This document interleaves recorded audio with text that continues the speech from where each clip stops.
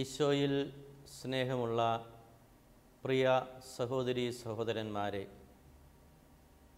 ആരാധനക്രമം ആരംഭിക്കുന്നത് മംഗളവാർത്ത കാലത്തോടു കൂടിയാണ്. ആരാധനക്രമങ്ങളെല്ലാം ഈശോ മിശിഹായുടെ രഹസ്യങ്ങളിലുള്ള സഭാത്മകമായ പങ്കുചേരലാണ്.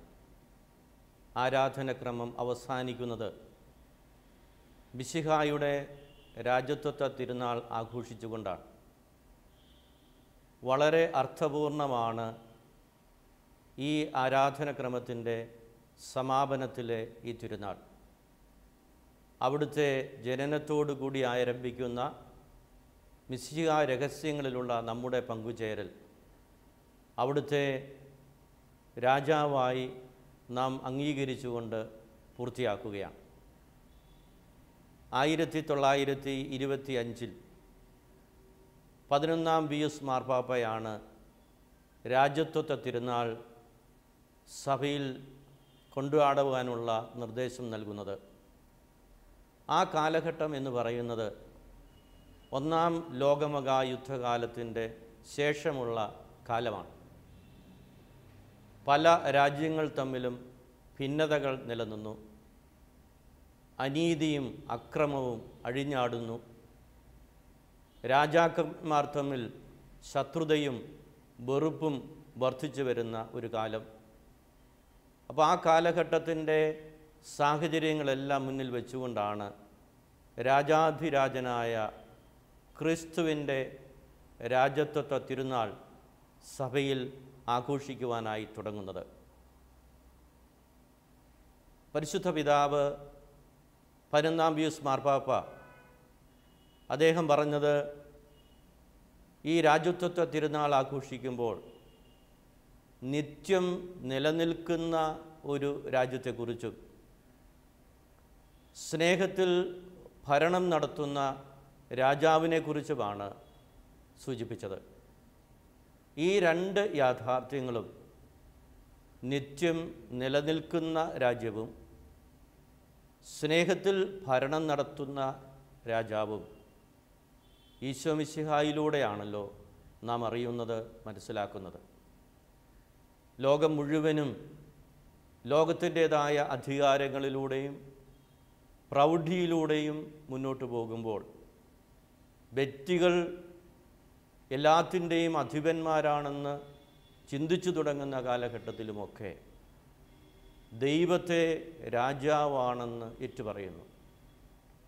ദൈവം സർവസ്വവുമാണെന്ന് അംഗീകരിക്കുന്നു.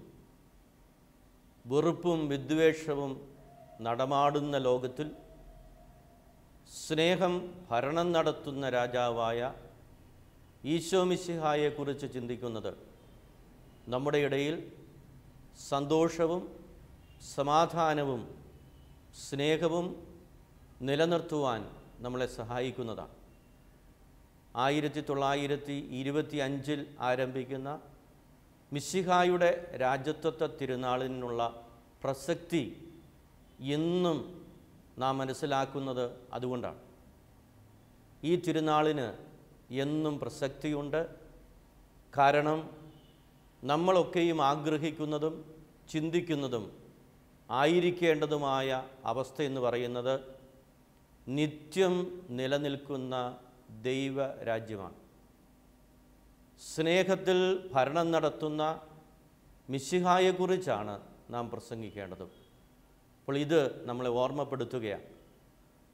ഈ മിശിഹായുടെ രാജത്വ തിരുനാൾ നമ്മളെ ഓർമ്മപ്പെടുത്തുന്നത് നാം ഓരോരുത്തരും ഈ ഭൂമിയിൽ തീർത്ഥാടനം ചെയ്ത് സ്വർഗരാജ്യത്തെ ലക്ഷ്യമാക്കി യാത്ര ചെയ്ത് സ്വർഗത്തിൽ എത്തിച്ചേരുക എന്നുള്ളതാണ്.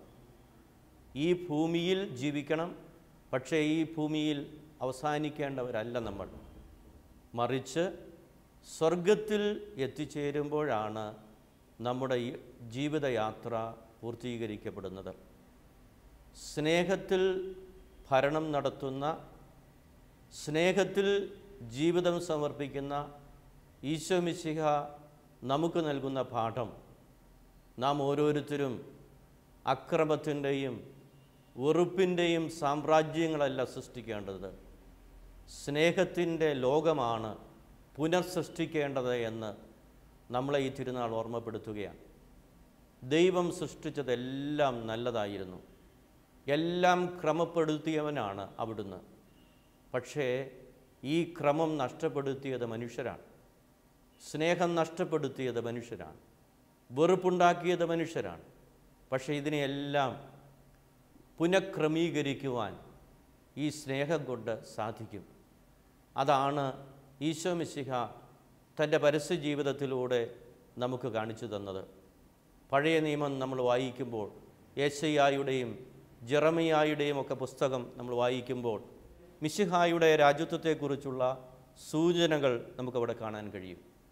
യേശയ്യായുടെ പുസ്തകം 9-ാം അധ്യായം 6-7 വാക്യങ്ങളിൽ നാം ഇപ്രകാരം വായിക്കുന്നു: എന്തെന്നാൽ നമുക്ക് ഒരു ശിശു ജനിച്ചിരിക്കുന്നു, നമുക്ക് ഒരു പുത്രൻ നൽകപ്പെട്ടിരിക്കുന്നു, ആധിപത്യം അവൻ്റെ ചുമലിലായിരിക്കും.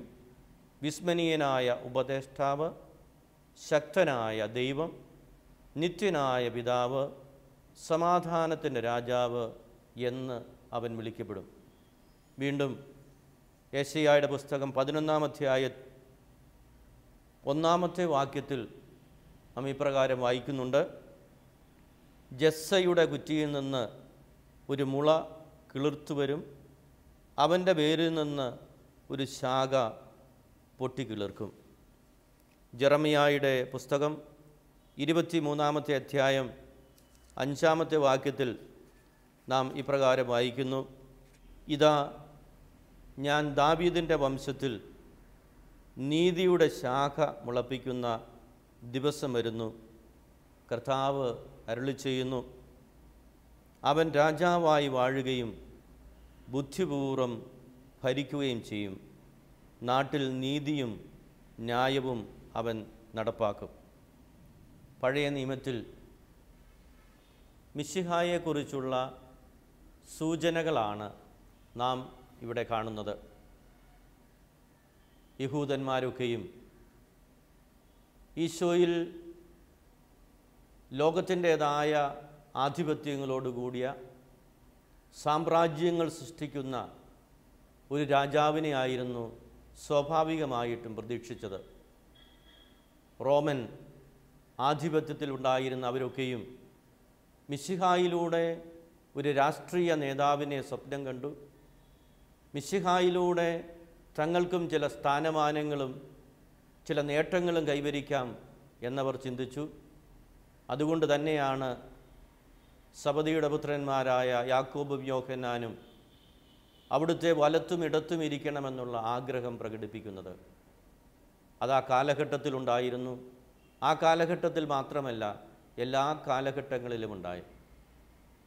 ആധിപത്യത്തിൻ്റെയും സാമ്രാജ്യത്വത്തിൻ്റെയും പ്രലോഭനങ്ങൾ എന്നും നമ്മുടെ മനസ്സിലുണ്ട്. യുദ്ധങ്ങൾ നമ്മുടെ ഈ കാലഘട്ടത്തിലും വലിയ ഭീഷണിയായി രാജ്യങ്ങൾ തമ്മിൽ നിലനിൽക്കുകയാണ്. അക്രമം നമ്മുടെ ഇടയിൽ നടമാടുന്നു. വെറുപ്പും വിദ്വേഷവും വളർന്നു വരുന്നു. അവിടെയൊക്കെയും ഈശോ തൻ്റെ പരസ്യ ജീവിതത്തിൽ പ്രസംഗിച്ചത് സ്നേഹത്തെക്കുറിച്ചായിരുന്നു. സ്നേഹത്തിൻ്റെ സുവിശേഷമായിരുന്നു അവിടുന്ന് പ്രസംഗിച്ചത്. എല്ലാത്തിൻ്റെയും പരിഹാരം സ്നേഹത്തിലാണ്. എല്ലാ പ്രശ്നങ്ങളും ആരംഭിക്കുന്നത് സ്നേഹരാഹിത്യത്തിലാണ്. അപ്പോൾ എല്ലാത്തിനും പരിഹാരം സ്നേഹമാണ്. എല്ലാ പ്രശ്നങ്ങളും ആരംഭിക്കുന്നത് സ്നേഹരാഹിത്യത്തിലുമാണ്. 70 പ്രാവശ്യം ക്ഷമിക്കണമെന്നും ശത്രുവിനെ സ്നേഹിക്കണമെന്നും ഈശോ പറഞ്ഞതിൻ്റെ കാരണം മറ്റൊന്നുമല്ല. എല്ലാ പ്രശ്നങ്ങൾക്കും അതിനുള്ള പരിഹാരമെന്ന നിലയിൽ സ്നേഹം അഭ്യസിക്കുവാൻ എല്ലാവർക്കും സാധിക്കണം. അത് എല്ലാ മതത്തിൽ വിശ്വസിക്കുന്ന ആളുകൾക്കും സാധിക്കുന്ന കാര്യമാണ്. സ്നേഹം മതത്തിനതീതമായിട്ടുള്ള കാര്യമാണ്. ശത്രുക്കളെ സ്നേഹിക്കണം എന്ന് പറയുമ്പോൾ ഒരു ക്രിസ്തീയ വിശ്വാസി ഈശോയുടെ പരസ്യജീവിതത്തിൻ്റെ ഈ ആഹ്വാനം ഉൾക്കൊണ്ടുകൊണ്ട് മരണം വരെയും കുരിശുമരണത്തോളം തന്നെ മനുഷ്യർക്ക് വേണ്ടി ജീവൻ സമർപ്പിച്ചുകൊണ്ട് സ്നേഹിച്ചതുപോലെ മരണം വരെയും സ്നേഹിക്കുവാൻ ഓരോ വ്യക്തിയും ത്യാഗപൂർവ്വം സന്നദ്ധത പ്രകടിപ്പിക്കുമ്പോൾ അവിടെ സമാധാനം ലഭിക്കും എന്നുള്ളത് നമുക്ക് അറിയാവുന്നതും മനസ്സിലാക്കാവുന്നതുമായ യാഥാർത്ഥ്യമാണല്ലോ. അവിടുത്തെ രാജ്യത്വത്തെക്കുറിച്ചും അവിടെ രാജാവെന്ന നിലയിൽ എന്താണെന്നും ഈശോ പീലാത്തോസിനോട് ചോദ്യത്തിന് മറുപടിയായിട്ട് പറയുന്നുണ്ട്. അവിടുത്തെ പരസ്യ ജീവിതത്തിൻ്റെ സമാപനത്തിൽ പീലാത്തോസ് ഈശോയോട് ചോദിക്കുന്നുണ്ട്, നീ രാജാവാണോ എന്ന്. അപ്പോൾ ഈശോ നൽകുന്ന മറുപടി ശ്രദ്ധേയമാണ്. അതിനുള്ള നേരിട്ടുള്ള ഉത്തരം എന്ന നിലയിലല്ല, മറിച്ച് ഈശോ അർത്ഥശങ്കയ്ക്കിടയില്ലാത്ത വിധം പറയുകയാണ്, എൻ്റെ രാജ്യം ഐഹികമല്ല. ഈ ലോകത്തിൻ്റേതല്ല എൻ്റെ ചിന്താഗതികൾ, ഈ ലോകത്തിൻ്റേതല്ല എൻ്റെ ചിന്ത. ഞാൻ ഈ ലോകത്തിനു വേണ്ടി വന്നവനല്ല, മറിച്ച് എൻ്റെ രാജ്യം സ്വർഗരാജ്യമാണ് എന്ന് ഈശോ പീലാത്തോസിനോട് പറയുന്നു. അപ്പോൾ എന്താണ് രാജ്യമെന്നും ആ രാജ്യത്തിൻ്റെ സ്വഭാവം എന്താണെന്നും ഈശോ പീലാത്തോസിനോട് പറയുകയാണ്. യേശുവാണ് സത്യം, അവൻ്റെ വചനമാണ് സത്യം. അപ്പോൾ യേശുവാണ് സത്യമെന്നും അവൻ്റെ വചനമാണ് സത്യമെന്നും ഈ രാജ്യത്വ തിരുനാൾ നമ്മെ ഓർമ്മപ്പെടുത്തുകയാണ്. അപ്പോൾ സത്യത്തിൻ്റെയും ജീവൻ്റെയും പക്ഷം ചേർന്നുകൊണ്ട് അങ്ങനെ ആ ഒരു ജീവിത ശൈലിയിലൂടെ വേണം സ്വർഗരാജ്യത്തെ ലക്ഷ്യമാക്കി നമ്മൾ യാത്ര ചെയ്യാൻ. സത്യത്തെക്കുറിച്ച് ഈ തിരുനാൾ നമ്മളെ ഓർമ്മപ്പെടുത്തുന്നു. ജീവനെക്കുറിച്ച് ഈ തിരുനാൾ നമ്മൾ ഓർമ്മപ്പെടുത്തുകയും നമ്മളെ ക്ഷണിക്കുകയും ചെയ്യുന്നു. ഈശോ സ്നേഹത്തിലാണ് മനുഷ്യഹൃദയങ്ങളെ കീഴടക്കിയത്. പല വീടിൻ്റെയും മുൻവശത്ത് ഈശോ ഈ കുടുംബത്തിൻ്റെ നാഥൻ എന്ന് എഴുതി വച്ചിട്ടുള്ളത് ശ്രദ്ധയിൽപ്പെട്ടിട്ടുണ്ട്. അപ്പോൾ കുടുംബത്തിൻ്റെ നായകൻ മാത്രമല്ല, ഓരോ വ്യക്തിയുടെയും നായകൻ ഈശോ മിശിഹായായിരിക്കും. ആ ഈശോ മിശിഹായെ കണ്ടുകൊണ്ട് വേണം, ആ ഈശോ മിശിഹായെ അനുകരിച്ചുകൊണ്ട് വേണം നമ്മുടെ ഈ ലോക ജീവിതം നമ്മളെ മുന്നോട്ട് കൊണ്ടുപോകുവാൻ. നമുക്കെല്ലാം ആധിപത്യത്തിൻ്റേതായ ആഗ്രഹങ്ങൾ കണ്ടേക്കാം. വ്യക്തികൾ വിധേയമായിക്കൊണ്ട് ഓരോ വ്യക്തിയും എന്നെ അനുസരിക്കണമെന്നുള്ള സ്വാർത്ഥ താല്പര്യം നമ്മുടെ മനസ്സിലുണ്ടാവാം. അത് കുടുംബജീവിതത്തിലാണെങ്കിൽ ഭാര്യ ഭർത്താക്കന്മാർ തമ്മിലുണ്ടാവാം, ജീവിതാന്തസ്സുകളായ പൗരോഹിത്യത്തിലുണ്ടാവും, സന്യാസ ജീവിതത്തിലുണ്ടാകും. ഈ മറ്റുള്ളവർ എന്നെ അനുസരിക്കണമെന്നും മറ്റുള്ളവർ എൻ്റെ കീഴിലാണെന്നുമുള്ള സ്വാർത്ഥപരമായ ചിന്തകൾ നമ്മളെ ഭരിക്കുമ്പോൾ ഈശോ നമ്മളെ ഓർമ്മപ്പെടുത്തുന്നത്, ഞാൻ വന്നിരിക്കുന്നത് ജീവൻ നൽകുവാനും അത് സമൃദ്ധമായി നൽകുവാനുമാണ്. അപ്പോൾ മറ്റുള്ളവർക്ക് വേണ്ടി സ്നേഹിച്ചു തീരുന്ന ഒരു ജീവിതമായിരിക്കണം നമ്മുടേത്.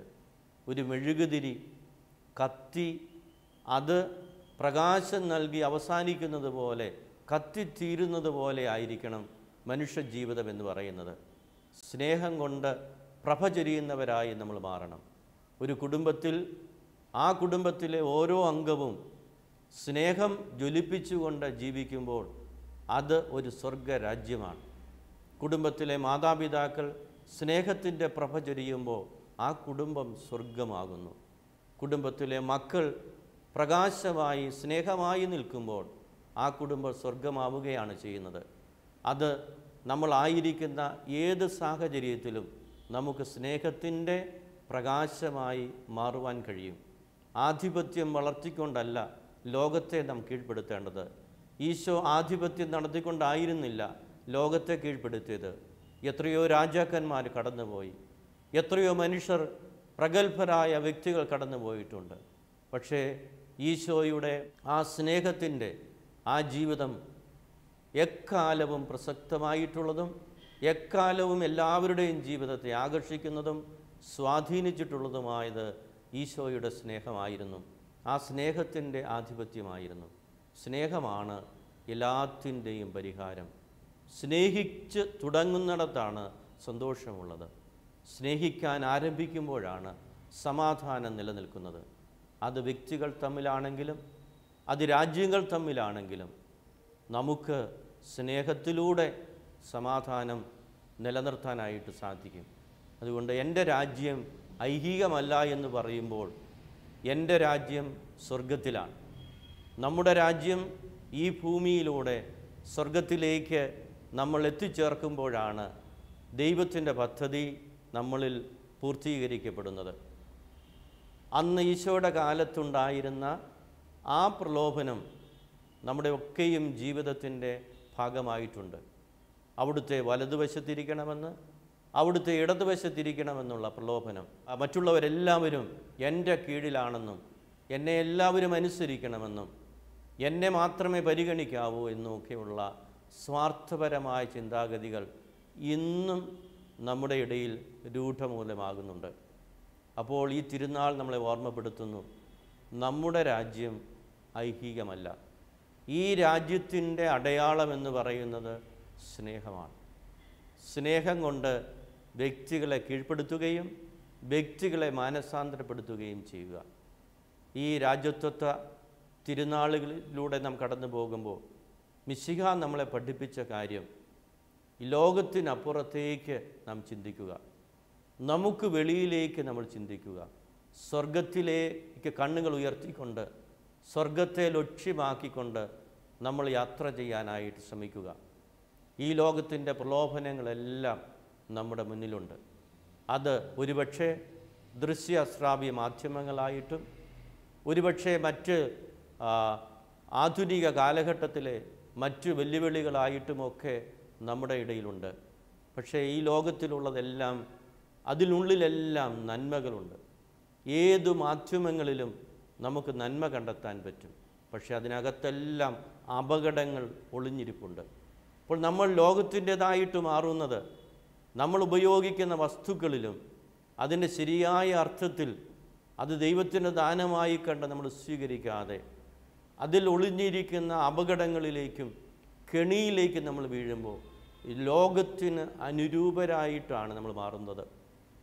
പൗലോസ്ലീഹ തന്നെ തൻ്റെ ലേഖനത്തിൽ പറഞ്ഞു വയ്ക്കുന്നത്, നിങ്ങൾ ലോകത്തിന് അനുരൂപരായിത്തീരരുത് എന്നാണ്.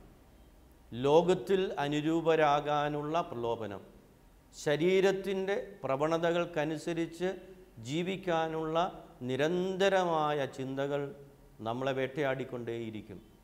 ആത്മാവിൻ്റെ പ്രചോദനമനുസരിച്ച് ജീവിക്കലാണ് സ്വർഗരാജ്യത്തെ ലക്ഷ്യമാക്കി ജീവിക്കുക എന്നതുകൊണ്ട് അർത്ഥമാകുന്നത്.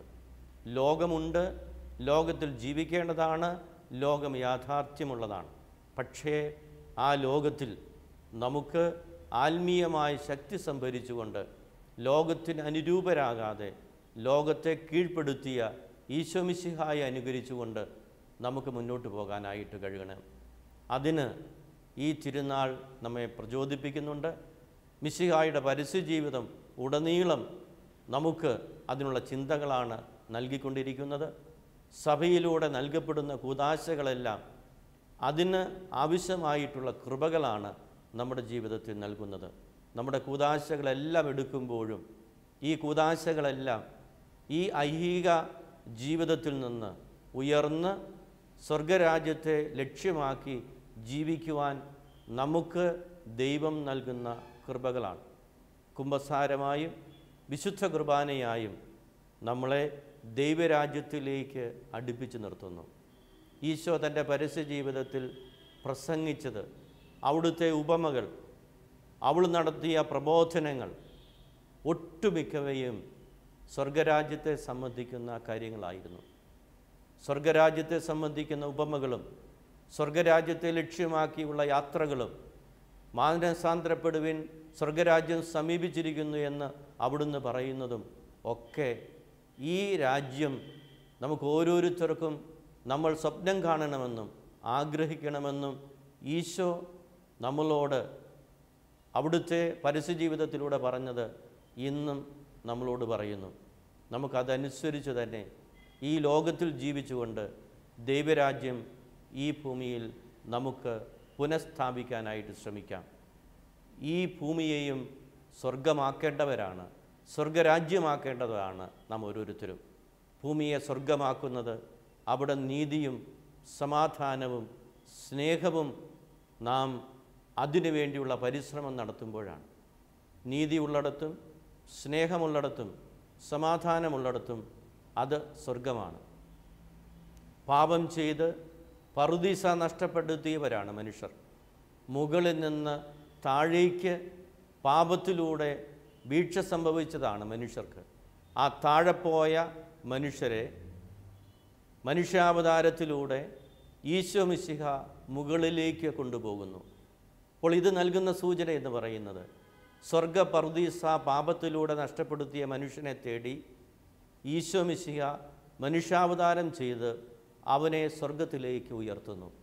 അപ്പോൾ ഈ മനുഷ്യാവതാരത്തിലൂടെ പാപം ചെയ്ത മനുഷ്യനെ സ്വർഗത്തിലേക്ക് ഈശോ മിശിഹ തൻ്റെ ജനന മരണ ഉത്ഥാനത്തിലൂടെ ഉയർത്തിയിരിക്കുകയാണ്. അപ്പോൾ നമ്മളൊക്കെയും ഈ സ്വർഗരാജ്യം ലക്ഷ്യമാക്കി ഈ ഭൂമിയിൽ ജീവിക്കേണ്ടവരാണ്. ഇതാണ് നമ്മുടെ ജീവിതത്തിൻ്റെ ലക്ഷ്യം. നമ്മൾ അധപ്പതിച്ചവരായിരുന്നു, നമ്മൾ പാപികളായിരുന്നു. അങ്ങനെ പാപം ചെയ്ത് അധപ്പതിച്ച് താഴെപ്പോയ ബലഹീനരായ നമ്മളെ ഈശോ മിശിഹ തൻ്റെ ശരീരരക്തങ്ങളിലൂടെ സ്നേഹസമർപ്പണത്തിലൂടെ നമ്മളെ സ്വർഗത്തിലേക്ക് ഉയർത്തിയിരിക്കുന്നു. ആ സ്വർഗത്തിലേക്ക് ഉയർത്തിയപ്പെട്ട നമ്മൾ ഓരോരുത്തരും ഈ ഭൂമിയിൽ ജീവിക്കുമ്പോൾ സ്വാഭാവികമായും ലോകത്തിൻ്റേതായി ജീവിച്ച് പാപാവസ്ഥയിലാകും. ആ പാപാവസ്ഥയിലാകുന്ന സന്ദർഭത്തിൽ കൂദാശകൾ സ്വീകരിച്ചുകൊണ്ട്, നമ്മുടെ അനുരഞ്ജന കൂദാശ എന്ന കൂദാശ സ്വീകരിച്ചുകൊണ്ടും വിശുദ്ധ കുർബാന സ്വീകരിച്ചുകൊണ്ടും സ്വർഗത്തിലേക്ക് നമ്മൾ ഉയർന്നു വരണം.